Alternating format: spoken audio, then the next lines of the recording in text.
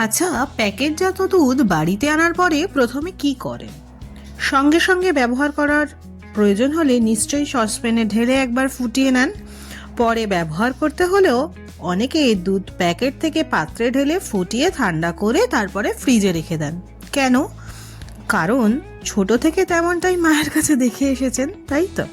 বাড়িতে বিক্রেতারা দুধ দিয়ে যাক বা প্যাকেটের দুধ আনা হোক, মায়েরা প্রথমেই দুধ একবার জাল দিয়ে নিতেন, তারপর বাড়িতে ছোটদেরকে গ্লাসে ভরে অথবা বড়দের চায়ের পাত্রে কিন্তু সেই দুধটা স্থান পেত।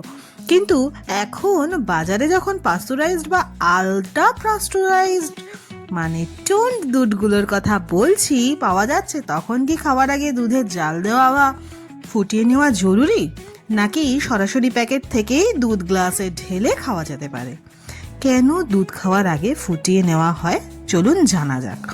কাঁচা দুধকে 95 ডিগ্রি সেন্টিগ্রেড বা তার বেশি তাপমাত্রায় ফোটালে তাতে থাকা সালমোনেলা বা ইকোলাইয়ের মতো জীবাণু নষ্ট হয়ে যায়। শুধু তাই নয়, দুধ ফোটালে তাতে থাকা ল্যাকটোজ, যা কারোর কারোর ক্ষেত্রে অ্যাসিডিটি বা হজমের সমস্যা তৈরি করতে পারে, এর পরিমাণও কমে।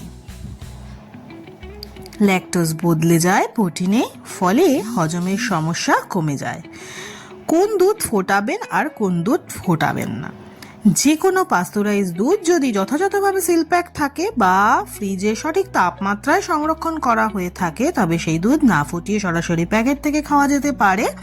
তবে অবশ্যই দুধটি কতদিন পর্যন্ত মেয়াদ রয়েছে খাওয়া যাবে সেটা দেখে নেওয়াটা ভীষণভাবে জরুরি। যদি দুধের প্যাকেট ছেঁড়া বা ফাটা থাকে, দুধে ব্যাকটেরিয়া তৈরির সম্ভাবনা থাকবে, সেক্ষেত্রে দুধ ফুটিয়ে নেওয়াটাই ভালো।